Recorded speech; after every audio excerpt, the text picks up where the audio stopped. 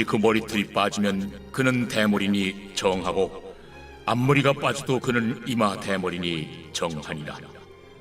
그러나 대머리나 이마 대머리에 희고 불그스름한 색점이 있으면 이는 나병이 대머리에나 이마 대머리에 발생하니라.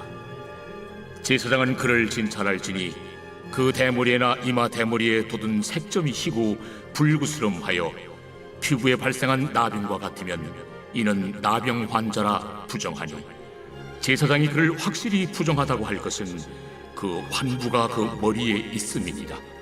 나병 환자는 옷을 찢고 머리를 풀며 윗입술을 가리고 외치기를 부정하다 부정하다 할 것이요 병 있는 날 동안은 늘 부정할 것이라. 그가 부정한즉 혼자 살되 진영 밖에서 살지니라. 만일 의복에 나병 색점이 발생하여 털옷에나 베옷에나 배나 털의 날에나 씨에나 혹 가죽에나 가죽으로 만든 모든 것에 있으되 그 의복에나 가죽에나 그 날에나 씨에나 가죽으로 만든 모든 것에 병색이 푸르거나 붉으면 이는 나병의 색점이라 제사장에게 보일 것이요 제사장은 그 색점을 진찰하고 그것을 이레 동안 간직하였다가 이레 만에 그 색점을 살필지니 그 색점이 그 의복의 날에나 씨에나 가죽에나 가죽으로 만든 것에 퍼졌으면 이는 악성 나병이라. 그것이 부정하므로 그는 그 색점 있는 의복이나 털이나 배의 날이나 씨나 모든 가죽으로 만든 것을 불사를지니 이는 악성 나병인즉 그것을 불사를지니라. 그러나 제사장이 보기에 그 색점이 그 의복의 날에나 씨에나 모든 가죽으로 만든 것에 퍼지지 아니하였으면 제사장은 명령하여 그 색점 있는 것을 빨게 하고 또 2일 동안 간직하였다가 그 빤 것을 볼지니 그 색점의 빛이 변하지 아니하고 그 색점이 퍼지지 아니하였으면 부정하니 너는 그것을 불사르라. 이는 거죽에 있든지 속에 있든지 악성 나병이니라.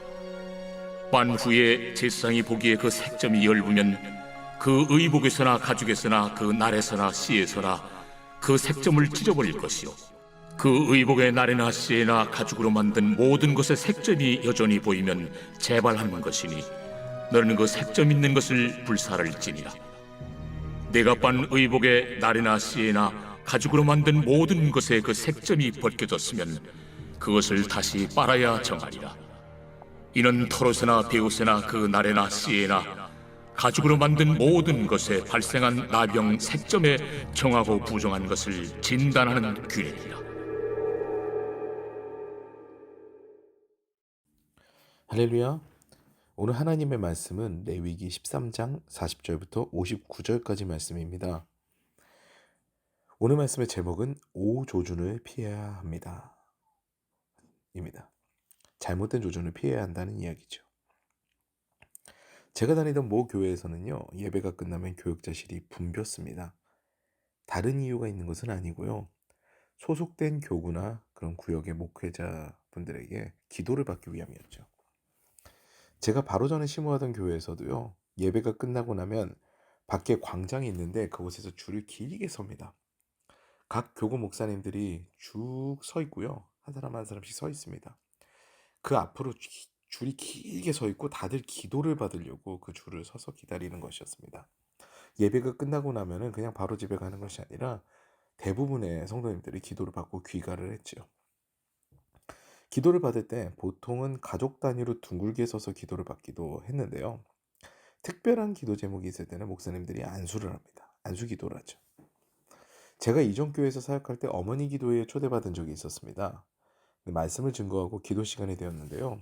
어머니 기도에 담당하시는 권사님께서 저에게 양복 겉옷을 벗으라고 하십니다. 알고 보니까 그 기도회는 통성으로 기도하는 가운데 그날 말씀을 증거한 목사가 모인 어머니들 모두를 안수하는 기도였습니다. 제 기억으로는 대략 150명가량이 모였던 것 같은데요.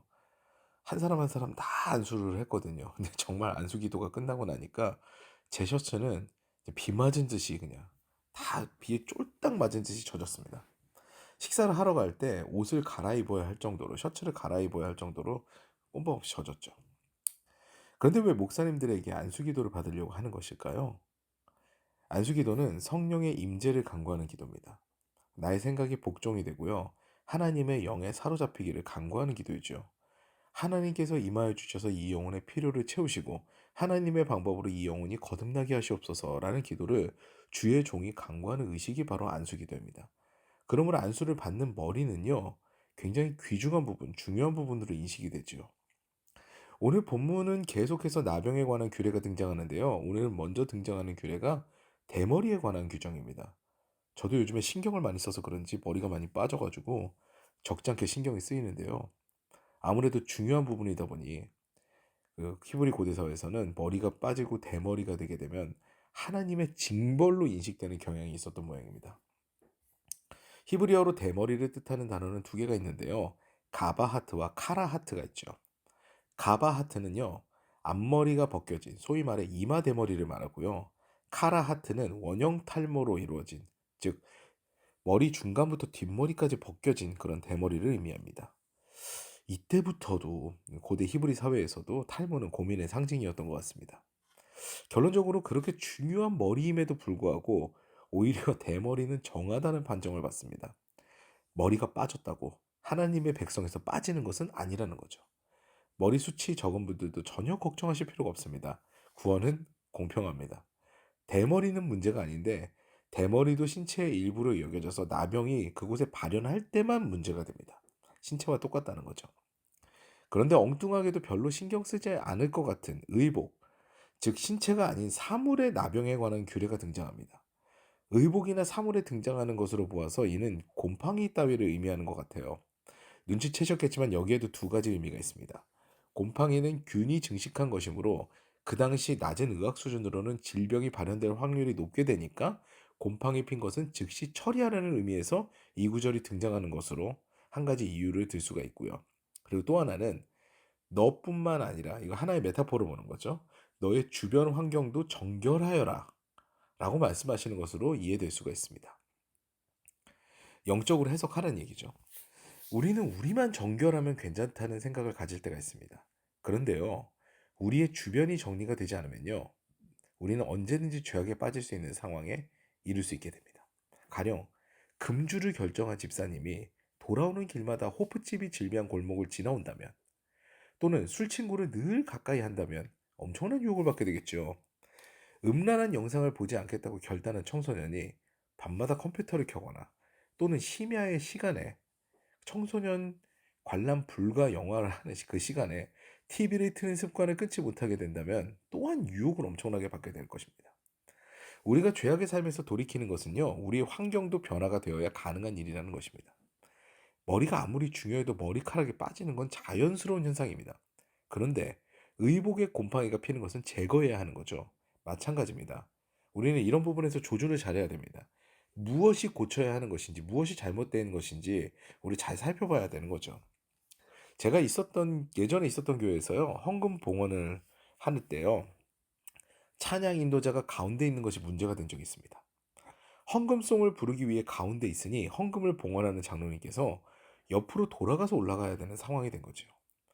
다른 장로님들은 별 문제가 없었는데 유독 한 장로님께서는 그것을 문제를 삼으셨습니다. 헌금이 곧바로 올라가야 되는데 곧바로 올라가야 되는데 왜 옆으로 비껴가서 해야 되겠느냐. 하나님께 헌금은 곧바로 올라가야 되는데 옆으로 비껴가면 하나님께서 기뻐 받으시겠냐, 이런 이야기를 하시더라고요. 네, 여러분, 헌금이 곧바로 올라가고 옆으로 올라가고 하는 건 별로 중요한 이야기 아닙니다. 헌금을 드리는 마음이 중요한 것이죠. 뭐 북쪽으로 드려야 되면 나침판을 보고 북쪽으로 드려야 되나요? 그런 건 전혀 아닙니다. 차라리 이런 사건으로 논쟁을 하기보다는 나의 삶 가운데 주님을 향해 올바로 가지 못하게 하는 환경이 무엇인가를 고민하는 것이 더 건강한 그리스도인의 삶입니다. 사랑하는 여러분, 우리가 주님을 만나 변화가 되었으면요, 우리의 환경도 중요합니다. 늘 예배의 자리에 나오고 믿음의 친구들을 만나며 긍정적인 언어를 쓰는 것이요, 우리가 죄악에 빠지지 않고 주님과 늘 동행하며 행복한 삶을 살아가는 지름길이 되는 것이죠. 오늘도 오조준하지 않고, 잘못된 조준하지 않고 제대로 조준해야겠습니다. 다른 엉뚱한 어젠다로 힘을 빼는 것이 아니라 오직 하나님을 향해 나아가는데 방해되는 것들이 무엇인지를 고민하고요, 그것을 제거함으로 하나님께 한 걸음 나아가시는 복된 인생을 사시는 저와 여러분 되시기를 주님의 이름으로 축원합니다. 이제 우리 기도하는 시간을 갖겠습니다. 오늘은 우리가 바뀐 만큼 우리의 환경도 바뀌어서 주님을 기억하고 생각하는 삶을 살기를 원합니다 라는 기도를 드리시겠고요, 또한 코로나를 비롯해서 많은 질병들로 고통하는 주변의 형제 자매님들을 위해서 간절히 또 중보기도 하시는 시간을 가졌으면 좋겠습니다. 마지막으로는 개인의 기도 제목을 두고 이 아침에도 주님 앞에 간절히 기도하는 시간을 갖겠습니다.